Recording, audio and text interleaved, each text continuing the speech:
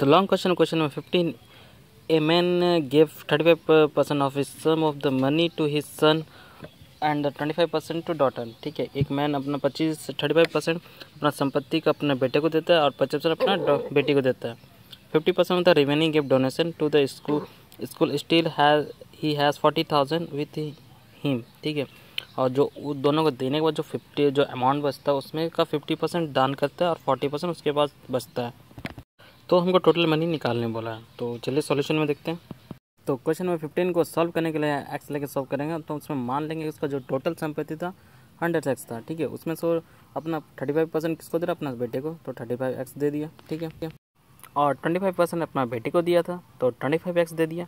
अब जो remaining amount बच गया, ठीक है, 100x से 35x और 25x दे दिया था, तो माइनस कर देंगे 100 माइनस 35 प्लस 25 दोनों को लेस करेंगे तो 40% बच रहा है। ठीक है, 40% का क्या था कि 50% हम डोनेशन कर रहे हैं, जो रिमेनिंग बचे 50% डोनेशन कर दिए, तो 40x इंटू 50/100 के 20x हम डोनेशन कर दिए। ठीक, अब जो बाकी 50% है वो अमाउंट मेरे पास है। ठीक है, तो अमाउंट ही हैड नाउ, तो मेरे पास है 100x माइनस कर देंगे। ठीक है, तो 20x का अमाउंट अभी भी मेरे पास है।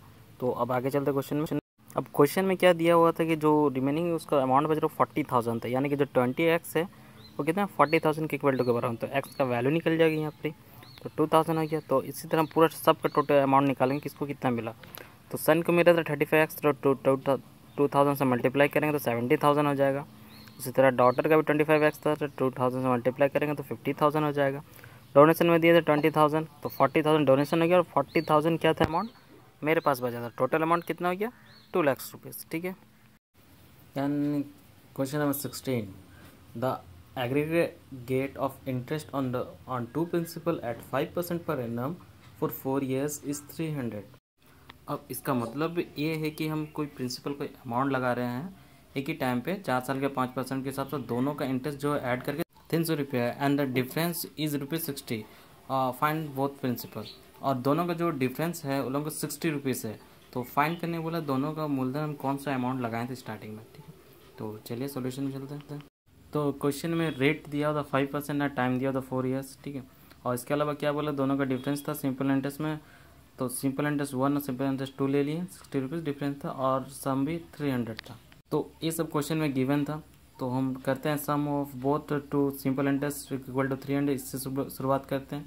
तो simple interest 1 plus simple interest 2 था, और दोनों तरफ फॉर्मूला लिख देंगे P into R into T, 1 2 का ऑप्शन के हिसाब से लिख देंगे। ठीक है, अब इस क्वेश्चन में क्या था कि P और R तो दोनों प्रिंसिपल में सेम था, तो दोनों को कॉमन निकाले। 5 इंटू 4 डिवाइड बाई 100 ऐसे वो कॉमन निकाल दिया, और P1 प्लस P2 को अब ब्रैकेट में रख दिए। ठीक है, और इक्वल टू 300, और यहाँ से हम लोग कट करेंगे। तो यहाँ कट करके जो आएगा मेरा पहला इक्वेशन आएगा। ठीक है, इसी तरह हम दूसरा इक्वेशन भी निकालेंगे। तो दूसरा इक्वेशन ठीक उसी तरह जिसमें डिफरेंस बोला था उसी तरह वही प्रोसेस से हम निकाले दूसरा इक्वेशन भी। अब आगे दोनों इक्वेशन लेकर सॉल्व करेंगे। तो दो सॉल्व करने में क्या होता है P1 इक्वल टू मेरा 900 निकल जाएगा। अब आगे P1 का वैल्यू पुट करेंगे कोई भी इक्वेशन में जिसमें चलेगा, और उसी तरह दूसरा प्रिंसिपल भी फाइंड आउट कर लेंगे। देख सकते हैं दोनों प्रिंसिपल निकल गया। प्रिंसिपल 1 मेरा 900 निकला और प्रिंसिपल 2 मेरा 600। ठीक है, अब नेक्स्ट क्वेश्चन में जाते हैं।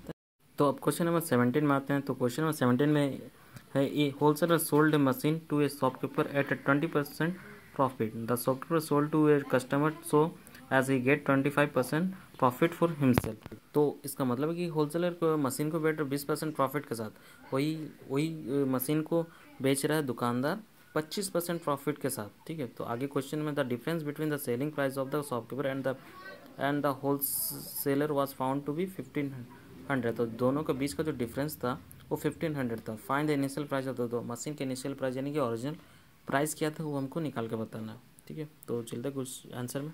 इस क्वेश्चन को सॉल्व करने के लिए सबसे पहले हम मशीन का इनिशियल जो ओरिजिनल प्राइस था 100 रुपये ले लेंगे। अब प्रॉफिट कितना हो रहा था होलसेलर को 20%, तो 20% कितना होगा 100 का 20 रुपीज़। तो होलसेलर कितना में बेचा होगा उसको 120 रुपये में, और उसके बाद शॉपकीपर उससे खरीदा फिर कितना में बेचा 25% प्रॉफिट के साथ, तो भी अपना 25% लिया होगा। तो जो वैल्यू हो गया मशीन के 120 था, और प्लस 30% जो शॉपकीपर का प्रॉफिट था, तो 150 रुपीज़ में अब मशीन जो सेल्ड हो रहा है। ठीक, तो अब क्या करेंगे, अब दोनों का डिफरेंस निकालेंगे, दोनों का प्राइस में क्या डिफरेंस आया। ठीक है, देन यहाँ पे डिफरेंस इन प्राइस और क्रॉस मल्टीप्लाई करके यहाँ से हम वैल्यू निकालेंगे। ठीक है, तो वैल्यू आया 5000 मेरा आंसर हो जाएगा। ठीक है, तो अब आ जाओ नेक्स्ट क्वेश्चन, क्वेश्चन नंबर 18 पे। A broker sold a property by taking 0.5% brokerage.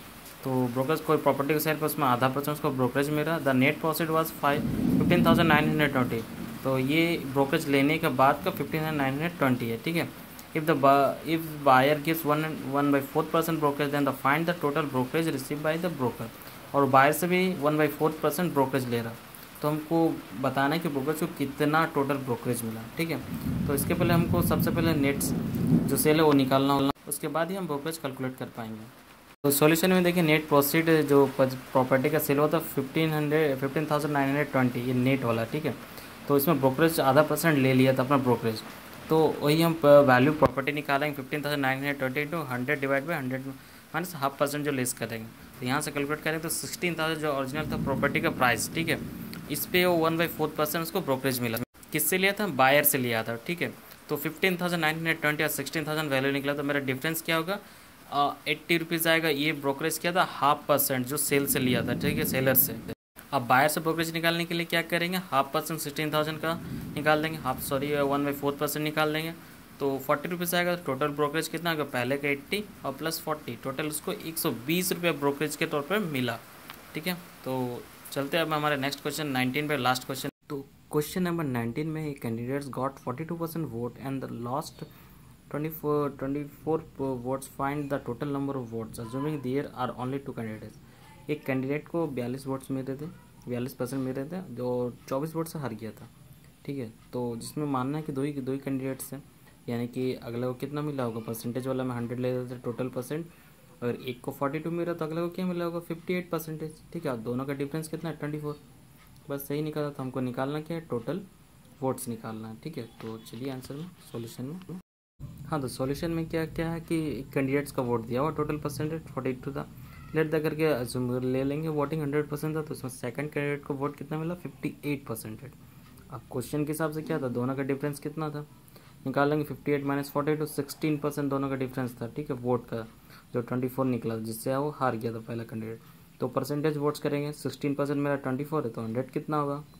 Cross करेंगे, क्रॉस मल्टीप्लाई करके कितना है? 150, यानी कि टोटल नंबर ऑफ वोट्स कितना मिला था? 150।